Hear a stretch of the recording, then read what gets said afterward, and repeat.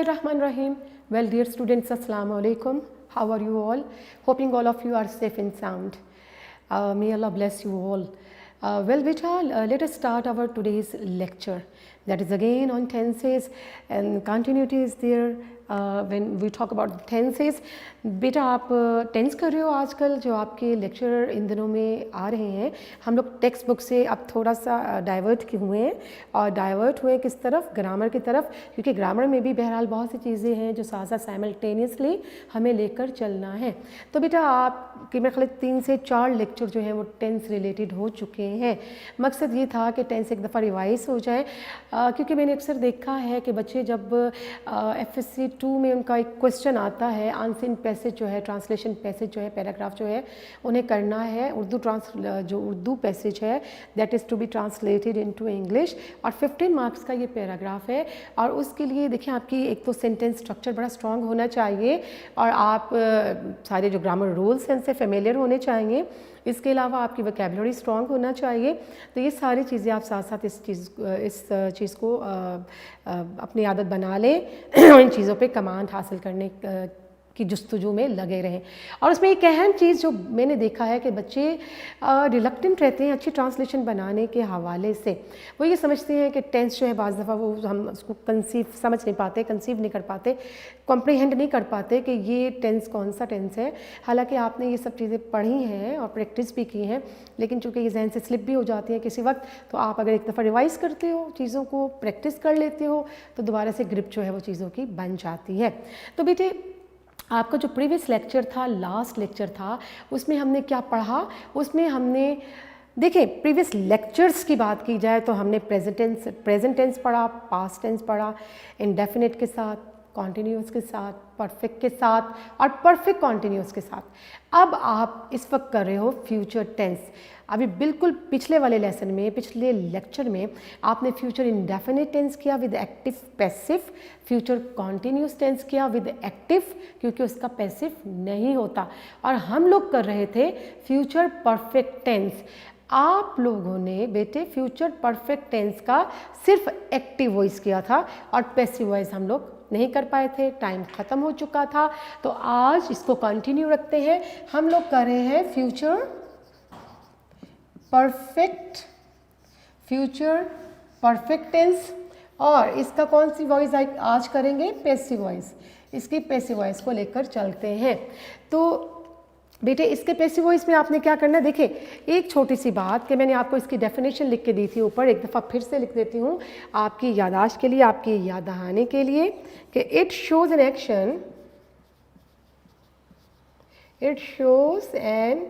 Action that is to get completed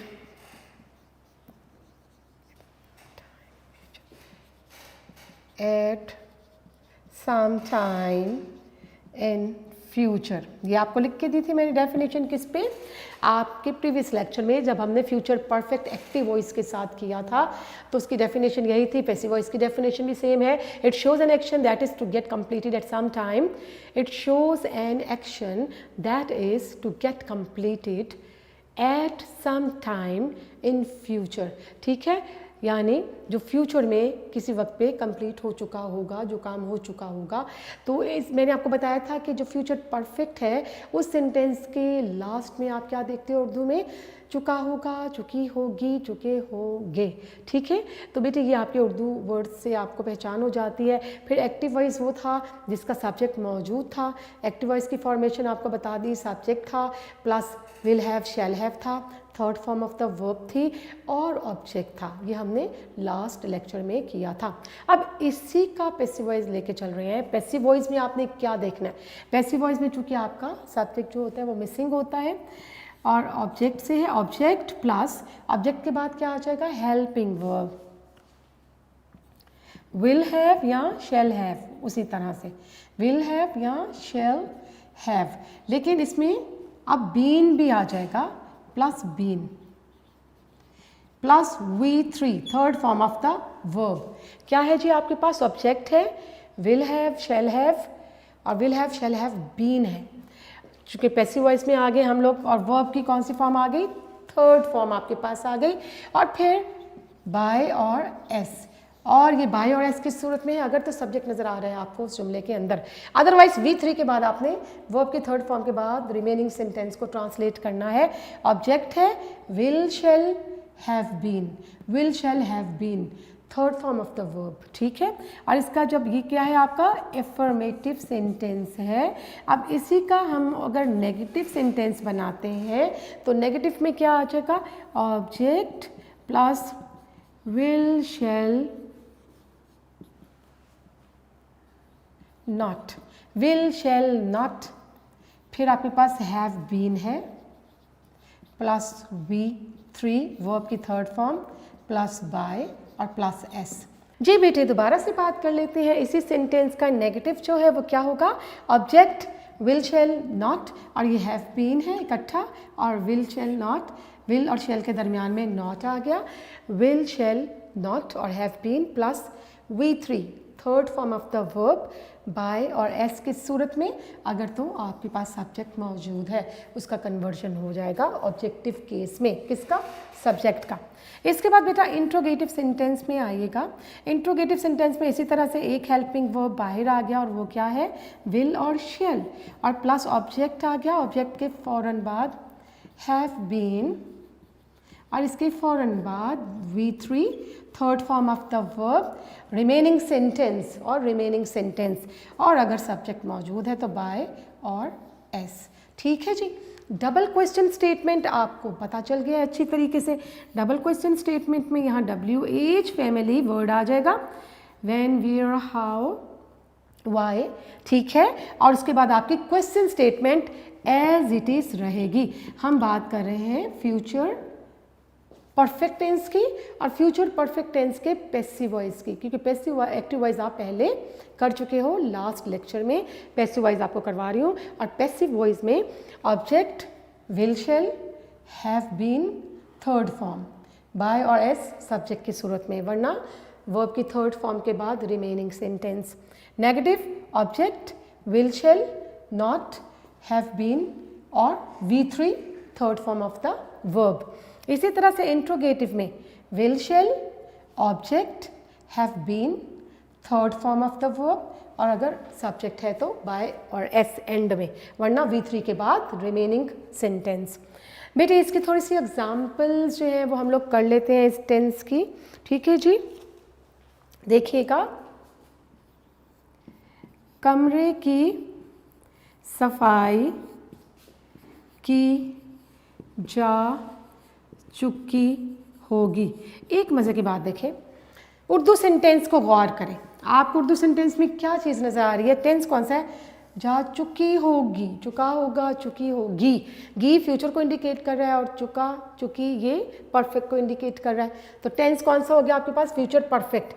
कैसे पता चलेगा ये सेंटेंस एक्टिव वॉइस है या पैसिव वॉइस है, हम देख रहे हैं कमरे की सफाई की जा चुकी होगी, किसने की है, इसमें सब्जेक्ट तो मौजूद नहीं है, काम करने वाला मिसिंग है, तो ये आपको पता चल रहा है कि 100% ये पैसिव वॉइस है। काम करने वाला सब यानी कौन है जिसने कमरे की सफाई की है उसका जिक्र नहीं है, तो कमरे की सफाई की जा चुकी होगी। हमारे पास ये सिंपल सेंटेंस है और सिंपल सेंटेंस की फॉर्मेशन ये ऊपर है, ठीक है। तो ऑब्जेक्ट क्या है, द रूम, कमरा, द रूम, और फिर हेल्पिंग वर्ब क्या होंगे, विल, विल और इसके साथ have been, the room will have been, the room चूँकि एक कमरा है, कमरे की सफाई की जा चुकी होगी, कमरों की नहीं है, सिंगुलर है, ठीक है, सिंगुलर नाउन है, तो the room will have been, will have been के बाद V3, V3 का मतलब third form of the verb, तो हम क्या लिखेंगे, साफ करना क्या होगा, क्लीन, तो यहाँ थर्ड फॉर्म क्लीन्ड, तो the room will have been cleaned. और अगर इसी का नेगेटिव बनाते हो तो हम क्या करते हैं, the room will not have been cleaned। और इंट्रोगेटिव बनाओगे तो क्या होगा बेटे, इंट्रोगेटिव में ऑटोमेटिकली विल या शैल बाहर, उसके will the room have been cleaned, और इसमें हैज़ नहीं आता, सिंगुलर नाउन है या प्लूरल नाउन है, आपने हैव ही लिखना है, विल हैज़, शैल हैज़ कोई टेंस नहीं है, ठीक है जी। Will the room have been cleaned, ये आपका एक सेंटेंस मुकम्मल हुआ, ठीक है जी। कमरे की सफाई की जा चुकी होगी, the room will have been cleaned, और इसका नेगेटिव भी मैंने बना दिया और इसका इंट्रोगेटिव भी आपको बना दिया है। एक और सेंटेंस हम लिखते हैं जी बेटा, मुझे मुल्क छोड़ने की इजाज़त दी जा चुकी होगी, मुझे मुल्क छोड़ने की इजाज़त दी जा चुकी होगी, ठीक है जी। मुझे मुल्क छोड़ने की इजाज़त दी जा चुकी होगी।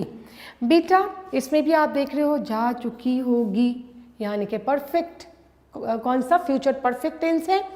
फिर इसमें भी आपका सब्जेक्ट मिसिंग है, मुझे मुल्क छोड़ने की इजाज़त दी जा चुकी होगी, किसकी तरफ से, वो सब्जेक्ट तो मिसिंग है, सब्जेक्ट इसमें मौजूद नहीं है, तो ये एक्टिव वॉइस नहीं है, ये आपका पैसिव वॉइस है। इसे अगेन यही वाला स्ट्रक्चर सामने रख के आपने सॉल्व करना है। आई के साथ shall, I shall have been, I shall have been, और कौन सी फॉर्म आ गई, third form, I shall have been allowed, किस चीज़ के लिए अलाउ किया है, I shall have been allowed to leave the country, I shall have been allowed, I shall देखो आप फॉर्मूला अपना देखो, ऑब्जेक्ट आई शैल और ये पूरे ये आपके helping verb, I shall have been V3 third form, I shall have been allowed, और किस मकसद क्या, पर्पस क्या था, टू लीव द कंट्री, मुल्क छोड़ने के लिए, ठीक है जी। तो सब्जेक्ट नहीं था इसलिए ना हमने बाय लिखा, ना हमने सब्जेक्ट ही इसमें कहीं लिखा। बेटे इसी को जब नेगेटिव बनाएंगे तो ये फॉर्मूला आपका सेकंड नंबर वाला, यानी विल और शैल के बाद नॉट आ जाएगा, तो आपने क्या करना है, आई शैल हैव, क्या आएगा, आई शैल नॉट, यहाँ शैल के फौरन बाद नॉट आ जाएगा, I shall not have been allowed to leave the country, और इसी को जब आप इंट्रोगेटिव में करेंगे तो shall I have been allowed to leave the country, intro, और फिर डबल क्वेश्चन में करेंगे तो why shall I have been allowed to leave the country, ठीक है। इसमें सब्जेक्ट मिसिंग है, ये आई जो है ये इसका सब्जेक्ट बेसिकली नहीं है, ठीक है, यानी something is done to the subject, तो ये ऑब्जेक्ट है बेसिकली यहाँ पर। तो मुझे मुल्क छोड़ने की इजाज़त दी जा चुकी होगी, I shall have been allowed to leave the country. तो बेटे ये आपका कौन सा वाला टेंस कंप्लीट हो गया, आपने future perfect passive voice, future perfect passive voice tense जो है वो अब आपने अपने एग्जांपल्स के साथ यहाँ पर कंप्लीट किया है। इसका हमने एफर्मेटिव सेंटेंस देखा, इसका हमने नेगेटिव और क्वेश्चन सेंटेंस में इंट्रोगेटिव सेंटेंस जो है, डबल क्वेश्चन सेंटेंस जो है वो भी साथ देखा है। अब अगला टेंस जो है, जो लास्ट टेंस है आपका, उसको हम लोग कर लेते हैं, और वो टेंस कौन सा होगा, वो आपका टेंस है future perfect continuous tense, future perfect continuous tense, ठीक है जी, फ्यूचर परफेक्ट कॉन्टिन्यूअस टेंस। अब इसकी थोड़ी सी डेफिनेशन जो है वो मैं आपको लिख देती हूँ कि इस टेंस को आप कैसे देखते हो। It shows an action that get completed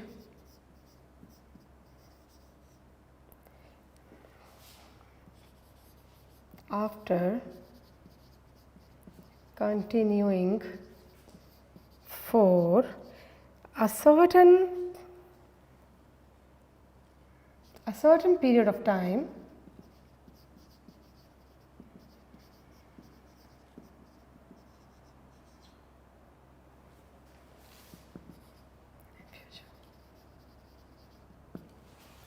जी बेटे, ये आपने पढ़ा प्रेजेंट परफेक्ट कॉन्टिन्यूस पढ़ा, पास्ट परफेक्ट कॉन्टिन्यूस टेंस पढ़ा, अब ये हमारा लास्ट टेंस आ गया फ्यूचर परफेक्ट कॉन्टिन्यूस टेंस। और इसका पैसिव वॉइस नहीं होता, याद रखने, इसका पैसिव वॉइस नहीं है, इसका सिर्फ और सिर्फ एक्टिव वॉइस ही है। It shows N action that get completed after continuing for a certain period of time in future. ठीक है, तो ये है कि एक सर्टेन पीरियड ऑफ टाइम पे फ्यूचर में जो काम फलां फलां कर रहा डेफिनेट टाइम पे इंडेफिनेट टाइम पे जो है वो हो चुका होगा, तो ये उसको इंडिकेट कर रहा है। ठीक है बेटे, और हम इसकी इंग्लिश कैसे बनाएंगे, इसमें SVO सब्जेक्ट वर्ब और ऑब्जेक्ट। तो आपने क्या करना है, सब्जेक्ट आ गया और फिर आपके पास हेल्पिंग वर्ब क्या है, विल हैव, विल और शेल, बल्कि मैं लिख देती हूँ यहाँ पर स्लैश के साथ, सब्जेक्ट है will shall plus have been, again have been, और यहाँ क्या आएगा फर्स्ट फॉर्म में, फर्स्ट फॉर्म ऑफ वर्ब, बल्कि मैं V1 ही लिखती हूँ आपकी आसानी के लिए। तो यहाँ आपने लिखना है ताकि हमारे पास स्पेस भी बन जाए, first form of the verb and ING plus object plus since और फोर। जी बेटे, आपने ये टेंस इस तरह से करना है, इसमें आपको वक्त भी नज़र आएगा। ठीक है, तो सब्जेक्ट विल और शेल, विल और शेल के साथ again have been, will have been, shall have been, first form of the verb ING, object और SF। SF क्या है, बड़ी डिटेल बात हुई थी आपसे 2 लेक्चर से पहले कि S जो है S सिंस है और F से मुराद 4 है, और सिंस और 4 जो है वो टाइम पीरियड को इंडिकेट करते हैं, और सिंस जो है वो डेफिनेट टाइम को इंडिकेट कर रहा है, और 4 जो है इनडेफिनेट टाइम को, टाइम दोनों ही इंडिकेट हो रहे हैं लेकिन उस पर स्पेसिफिकेशन है, सिंस में स्पेसिफिकेशन है टाइम की, और वो इनडेफिनेट, और वो डेफिनेट टाइम को इंडिकेट करता है, जबकि 4 जो है वो इनडेफिनेट टाइम को इंडिकेट करता है। और मैंने आपको एक टेबल लिखवा दिया था कि सिंस जो है वो किसके साथ इस्तेमाल करना है और 4 जो है किस टाइम पीरियड के साथ इस्तेमाल होगा। जी बेटा, ये आपकी कौन सी सेंटेंस है, एफर्मेटिव सेंटेंस है। इसके बाद आप आ जाए negative sentence, subject plus will और शैल, फिर नॉट, फिर हैव बीन, इसके बाद अगेन वी वर्ब की form first ING plus object plus since और 4। क्या फ़र्क पड़ा नेगेटिव में, नेगेटिव में सिर्फ नॉट आ गया, कहाँ, will have not been, shall have not been के दरमियान में, यानी विल या शैल में से जो भी आ रहा है आपके सब्जेक्ट के साथ उसके फ़ौरन बाद नॉट, फिर हैव बीन। क्वेश्चन स्टेटमेंट में आपने क्या करना है, इसी तरह से विल और शैल बाहर, subject plus have been plus verb की first form ING plus object plus since and 4 और क्वेश्चन मार्क। ठीक है बेटे, ये आपको अब समझ में आ गया होगा। इस स्टेटमेंट में मैंने क्या तब्दीली क्या आई है, सिर्फ और सिर्फ ये था, क्वेश्चन स्टेटमेंट है तो विल शैल बाहर आ गया, सब्जेक्ट उसके बाद आ गया, फिर हैव बीन, और रिमेनिंग सेंटेंस वैसे ही first form of the verb है, ING है और ऑब्जेक्ट है, और इसके अलावा सिंस और 4 का इस्तेमाल है। डबल क्वेश्चन स्टेटमेंट में विल और शैल से पहले आप डबल क्वेश्चन वर्ड लगाएंगे, why, when, where, how etcetera. ठीक है जी, एक दफ़ा फिर रिवाइज कर लीजिए, आपका लास्ट टेंस है, फ्यूचर परफेक्ट कॉन्टिन्यूस टेंस है, इसका एक्टिव वॉइस करवा रही हूँ, उसकी फॉर्मेशन देख लीजिएगा। सब्जेक्ट प्लस सिंपल सेंटेंस के लिए क्या है आपके पास, सब्जेक्ट है, विल शैल है, हैव बीन है, first form of the verb है, ING है, ऑब्जेक्ट है और सिंस 4 का इस्तेमाल है। यही स्टेटमेंट सामने रखते हुए आपने ट्रांसलेट जब किया सेंटेंस को तो आप आराम से कर लोगे। फिर नेगेटिव बनाते हुए सिर्फ एक फ़र्क, आपको एक चीज़ जो है वो चेंज होगी, मनफी जुमला है, नेगेटिव है, सिर्फ विल नॉट, विल और शैल के फ़ौरन बाद नॉट, नेगेशन, फिर हैव बीन। ठीक है जी, क्वेश्चन स्टेटमेंट में विल और शैल स्टार्ट में, फिर सब्जेक्ट और फिर हैव बीन इकट्ठा ही रहेगा, और विल और शैल जो है उसके दरमियान में नेगेटिव में नॉट आएगा विल और शैल के बाद। इस तरह क्वेश्चन स्टेटमेंट में विल और शैल स्टार्ट में आ जाएगा, सब्जेक्ट है, have been first form of the verb ING plus object और सिंस फॉर का यूसेज है इसमें, और क्वेश्चन मार्क एंड में आ गया। डबल क्वेश्चन स्टेटमेंट में बता दिया आपको, इसके शुरू में ही आपने सेंटेंस इंट्रोगेटिव ही होता है डबल क्वेश्चन स्टेटमेंट के साथ भी, लेकिन उसमें WH word, why, where, when, how वगैरह स्टार्ट में आ जाते हैं। ठीक है, दोनों क्वेश्चन वर्ड जो है वो बाहर आ जाते हैं। अब थोड़ी सी एग्जाम्पल्स जो है बेटे, इस सेंटेंस, इस टेंस के एग्जाम्पल्स जो हैं वो हम लोग थोड़े से कर लेते हैं ताकि थोड़ा सा आइडिया हो जाए कि इसको कैसे करना है।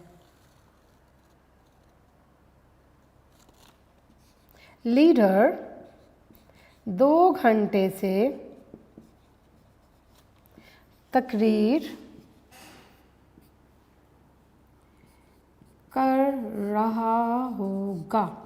तो बेटे आपके पास है लीडर 2 घंटे से तकरीर कर रहा होगा, सब्जेक्ट लीडर आपके पास मौजूद है और इस टेंस का पैसिव वॉइस तो होता ही नहीं है, तो आप क्या लिखेंगे, the leader.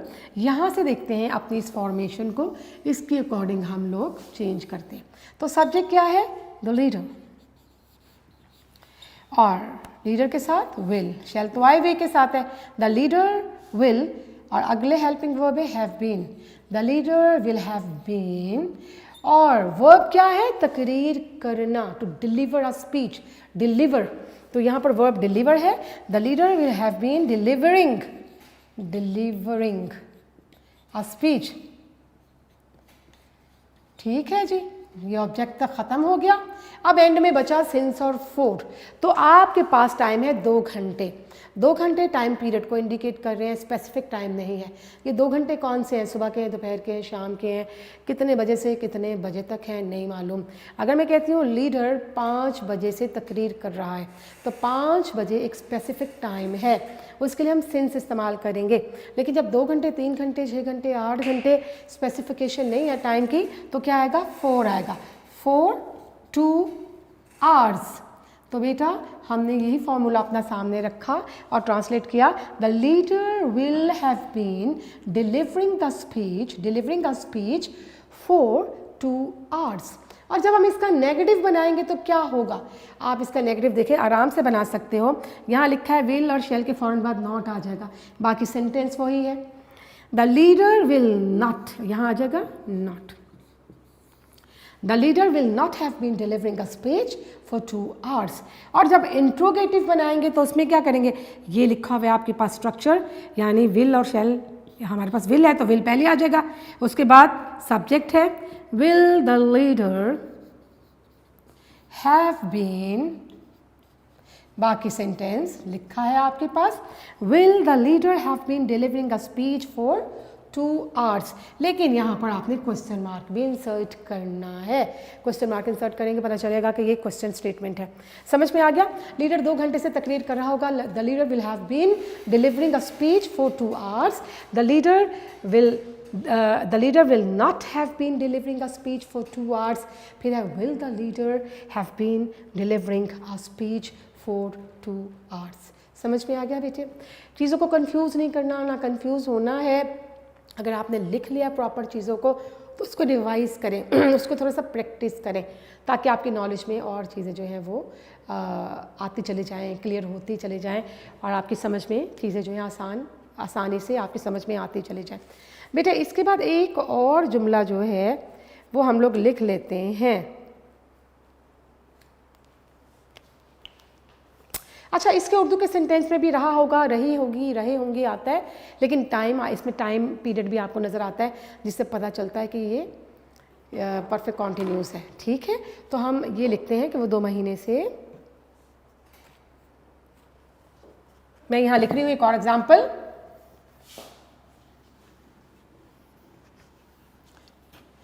Ji your next example is, वो 2 महीने से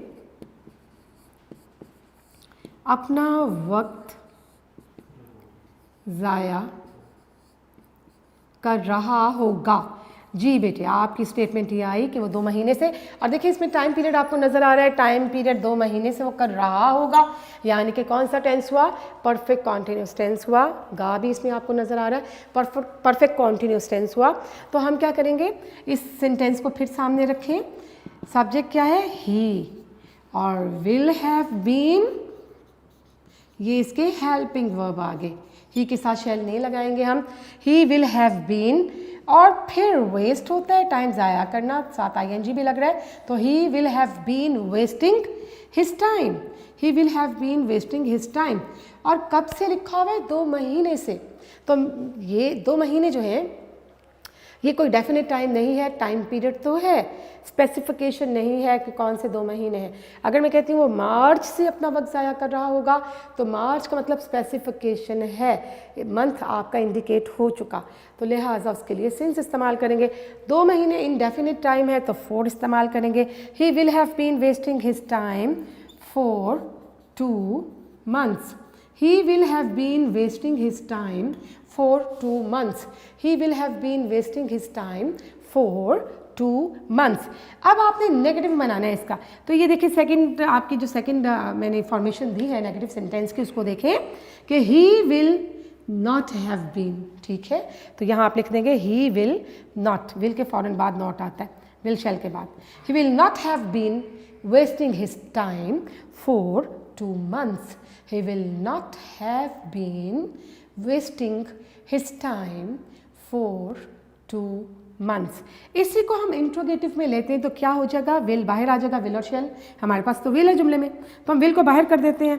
विल ही हैव बीन, आगे वही जुमला है, wasting his time for 2 months और क्वेश्चन मार्क।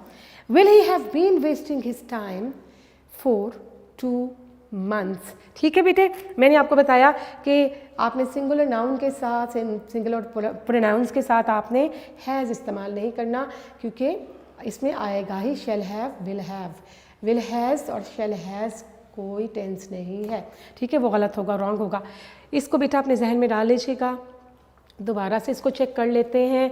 इसकी formation subject will shall have been, first form of the verb ING, object और सिंस फॉर।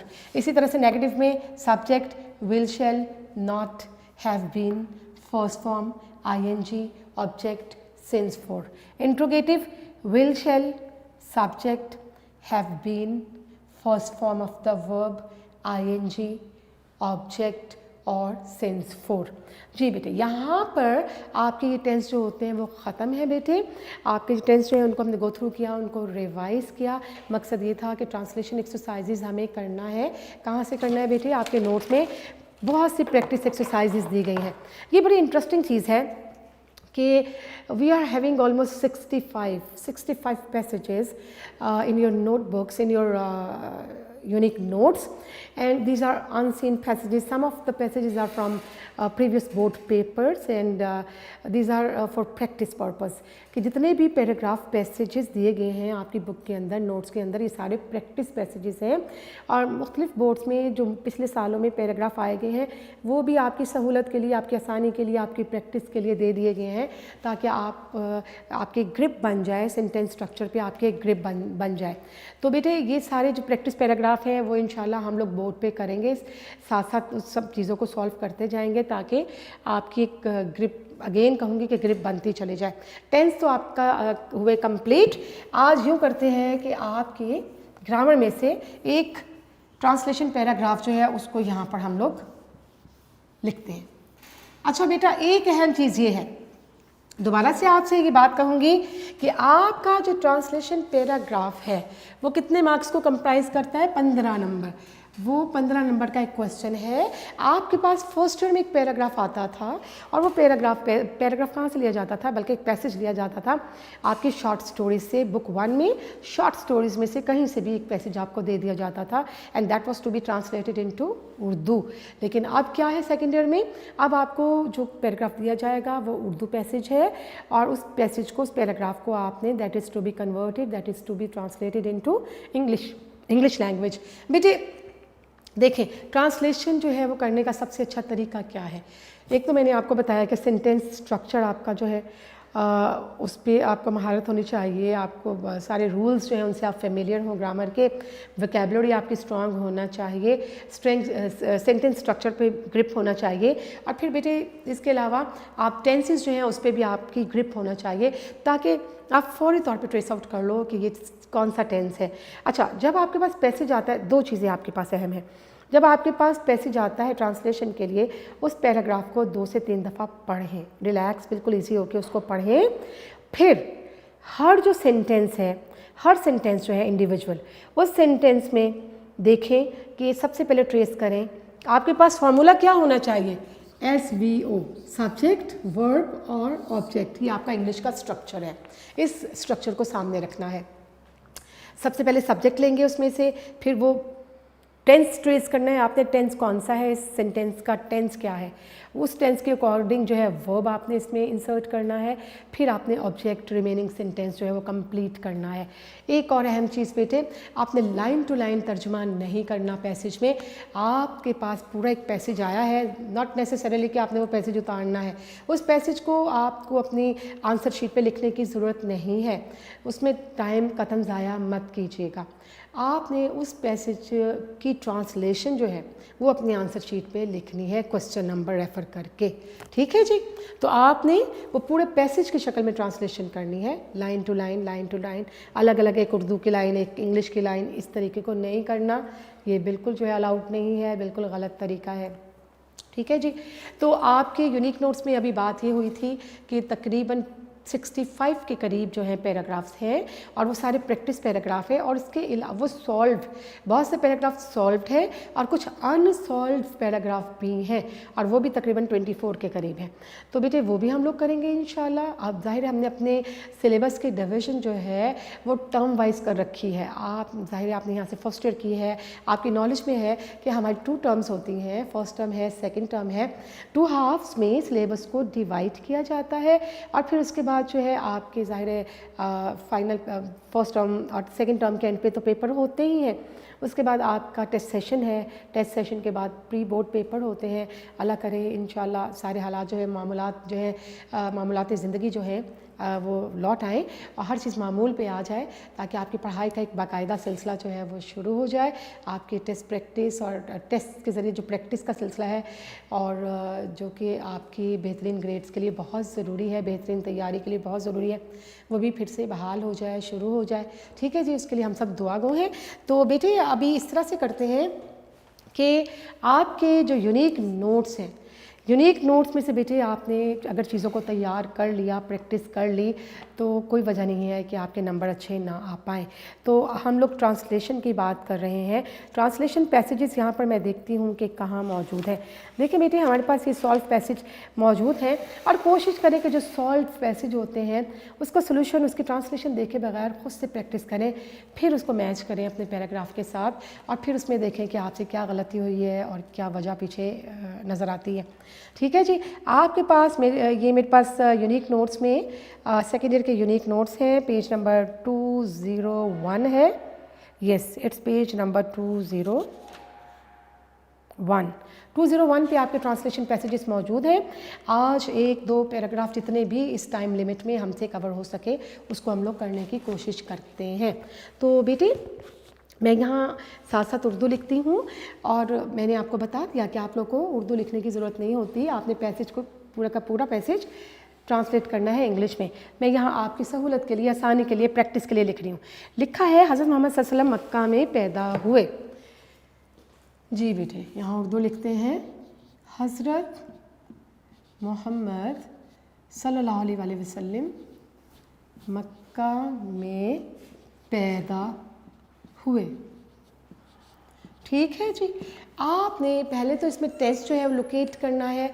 टेंस कौन सा हुआ, पैदा हुए, वॉज बॉर्न, पैदा हुए पास्ट टेंस है, ठीक है। और बॉर्न क्या होता है, पैदा होना, वॉज बॉर्न, ठीक है। मक्का में क्या होगा, इन मक्का,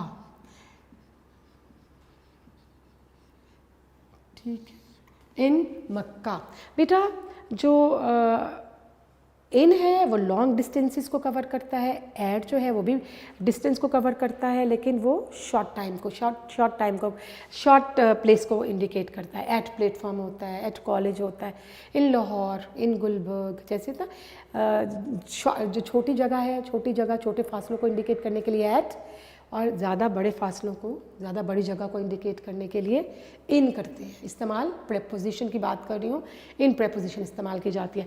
तो हम लिख रहे हैं हज़रत मोहम्मद सल्लल्लाहु अलैहि वसल्लम मक्का में पैदा हुए, हम करेंगे हज़रत मोहम्मद सल्लल्लाहु अलैहि वसल्लम यानी द होली प्रॉफिट, और लिखना है सल्लल्लाहु अलैहि वसल्लम भी लिख सकते हैं आप, पीस बी अपॉन भी लिख सकते हैं, पीस बी अपॉन हिम भी लिख सकते हैं ब्रैकेट में। तो हज़रत मोहम्मद सल्लल्लाहु अलैहि वसल्लम, द होली प्रॉफिट सल्लल्लाहु अलैहि वसल्लम, यहाँ पर हम हज़रत मोहम्मद भी लिख सकते हैं, हज़रत मोहम्मद सल्लल्लाहु अलैहि वसल्लम भी आप लिख सकते हैं।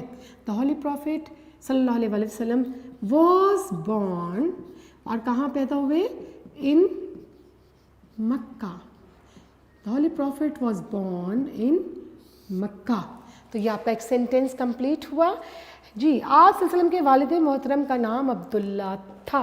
यहाँ लिखते हैं आप सल्लल्लाहु अलैहि वसल्लम के वालिद मोहतरम का नाम अब्दुल्ला था। तो क्या आएगा, था यानी वॉज, ठीक है। हिज फादर्स नेम वॉज, वालिद मोहतरम का नाम फादर्स नेम। अच्छा, मोहतरम, वालिद तो होते ही मोहतरम है, वालिदा भी मोहतरम होती हैं, हमें इनके लिए कोई लेबल लगाने की रिस्पेक्टेड ज़रूरी नहीं है, रिस्पेक्टेड सर, रिस्पेक्टेड मैडम, वालिदैन तो हैं ही मोहतरम, ठीक है ना। तो इसलिए यहाँ पर ये लिखने की ज़रूरत नहीं है मोहतरम की ट्रांसलेट करने की। तो his father's name was, his father's name, आपके वालिद मोहतरम का नाम, his father's name was Abdullah, ठीक है। सिंपल वॉज वर्ड का इस्तेमाल, तो हम लिखते हैं हिज फादर्स, आपके वालिद का name, his father's name was Abdullah, his father's name was Abdullah, full stop. फिर आपके पास सेंटेंस आता है, आप सल्लल्लाहु अलैहि वसल्लम के दादा ने आप सल्लल्लाहु अलैहि वसल्लम की परवरिश की। आप सल्लल्लाहु अलैहि वसल्लम के दादा ने आप सल्लल्लाहु अलैहि वसल्लम की परवरिश की।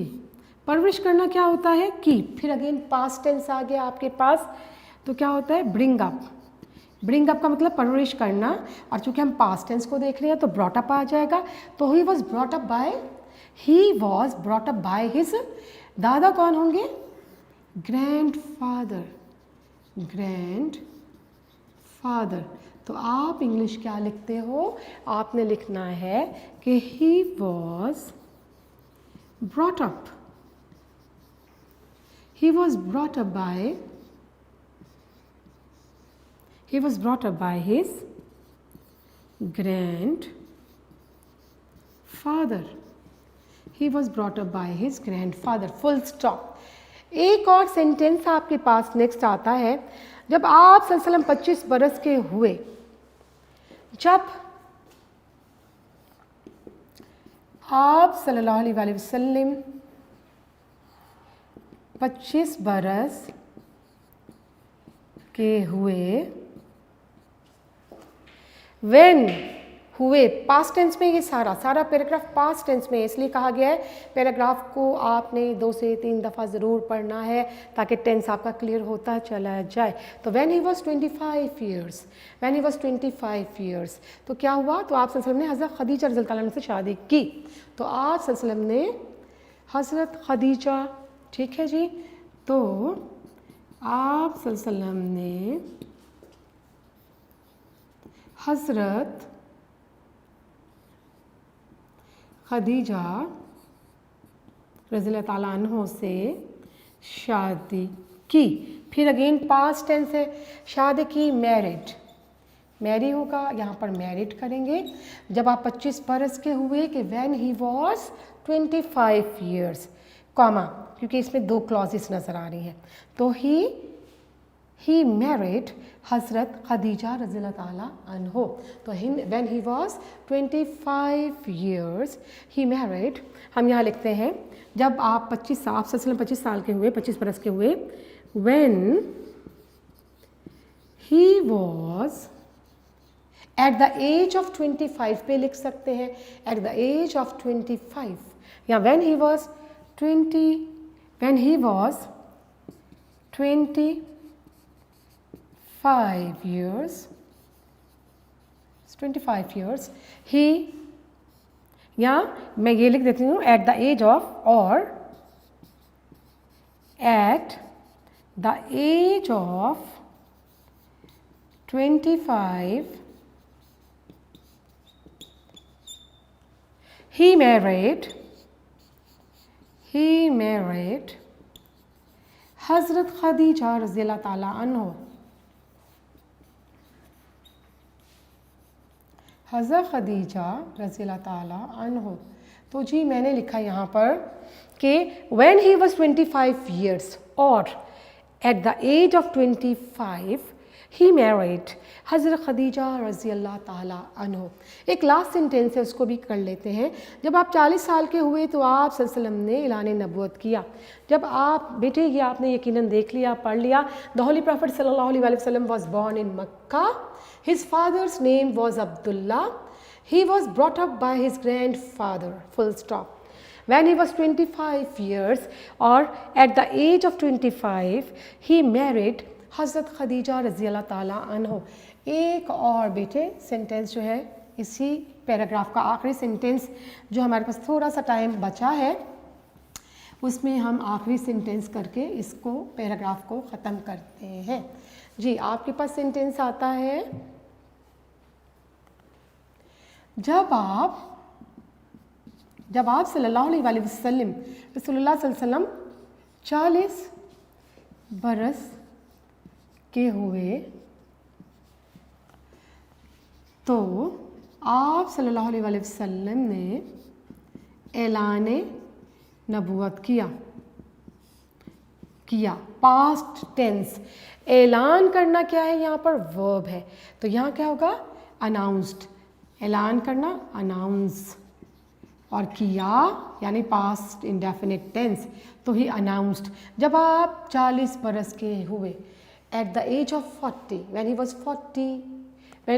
40 years या at 40, हम सिर्फ इतना भी लिख सकते हैं at 40 का मतलब क्या होगा, 40 साल की उम्र में। तो at 40 he announced, और नबूवत क्या होगा, नबूवत होता है बेटे प्रॉफिटहुड, तो he announced prophethood। तो at 40 he announced prophethood। At 40 he announced prophethood, full stop। ठीक है जी बेटे, ये पैराग्राफ आपका हो गया complete, and that is the end of today's lecture at the same time. And बेटा please take care of yourself and take care of the people who are linked with you, who are in your surroundings. Stay home, stay safe. Thank you very much. Allah Hafiz.